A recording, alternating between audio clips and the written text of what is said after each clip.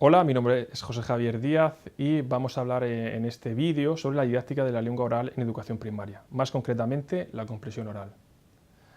Como podemos ver, el lenguaje oral y el lenguaje escrito y los elementos de la comunicación, en este caso el emisor y el receptor, en el caso de que el emisor hable, emite un mensaje oral donde el receptor escucha ese mensaje oral. Y si es un mensaje escrito, el emisor escribe y el receptor lee. Las habilidades productivas, en este caso del emisor, es hablar y escribir, y las habilidades receptivas del receptor es escuchar y leer. Según el porcentaje destinado a la comunicación del ser humano, la gran parte está en escuchar con un 45%, seguido del hablar con un 30%, de leer con un 16% y el 9% escribir. Por lo que podemos destacar que donde más se destina tiempo en la comunicación es escuchar. Para diferenciar entre la comunicación oral y la comunicación escrita, podemos ver que la comunicación oral se hace a través del canal auditivo, la percepción sucesiva de signos de texto es lo que se tiene que identificar, debe ser espontánea, inmediata y efímera y utiliza códigos no verbales. En el caso de la comunicación escrita, se hace a través del canal visual, es una percepción simultánea de signos, en este caso de grafemas, al ser comunicación escrita, y es diferida en el tiempo. La habilidad cuantitativamente más importante es escuchar, como hemos dicho anteriormente, ya que escuchar es comprender un mensaje y para hacerlo debemos poner en marcha un proceso cognitivo de construcción de significado. Por lo tanto, un buen receptor manifiesta comprender el discurso, anima al emisor a seguir hablando, anticipa el discurso y acompaña el discurso con un buen comportamiento no verbal. Para identificar las estrategias comunicativas y descifrar los mensajes orales lo vamos a hacer a través de 6 pautas. La primera pauta es reconocer, donde hay que segmentar la cadena acústica, reconocer los morfemas y fonemas y palabras y discriminar las oposiciones fonológicas.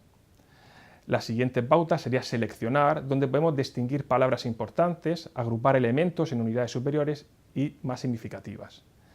La siguiente pauta es interpretar, comprender el contenido, que es el propósito del mensaje, y comprender la forma, el tono del discurso. La siguiente pauta es anticipar.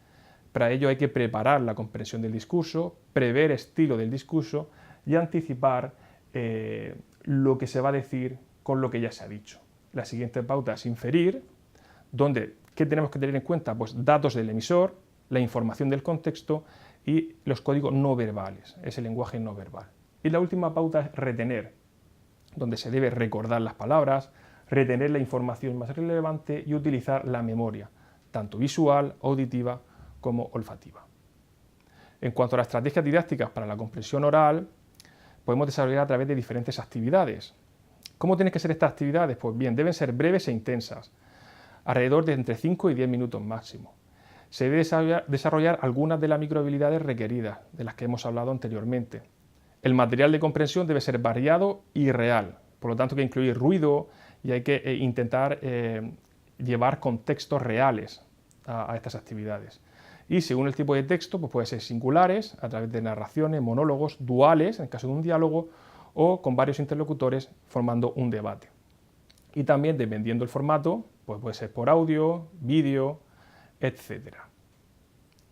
¿Qué tipología de actividades podemos desarrollar para la comprensión oral? Pues una podría ser la discriminación de sonidos, que es diferenciar palabras parecidas, en el caso de los trabalenguas, por ejemplo, actividades con instrucciones, donde ordenar objetos, actividades de relación o distinción, donde escuchar descripción y dibujar, actividades de ampliación, donde tenemos una idea general de un texto y se hace un resumen, la actividad de registro, donde se responden preguntas cerradas, también actividades de anticipación, para predecir una conversación interrumpida, información incompleta, hay un texto oral fragmentado y se tiene que construir, a través de entrevistas, adivinando preguntas según las respuestas que se han dado, actividades de transcripción, que es escribir lo escuchado, actividades de respuesta, correcta o incorrecta, o a través también de canciones, aprendiendo vocabulario y comprendiendo textos orales.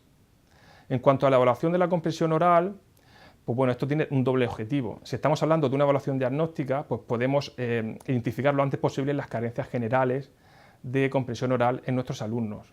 En cambio, para medir el progreso de la comprensión oral a lo largo del curso, también se realiza a través de actividades y, por ejemplo, fichas de autoevaluación, fichas de evaluación en este caso, que son fichas que pueden completarse con otros instrumentos de evaluación más específicos, y ejercicios para la evaluación, similares a aquellos que desarrollan la comprensión auditiva, pero que podemos los resultados medirlos cuantitativamente.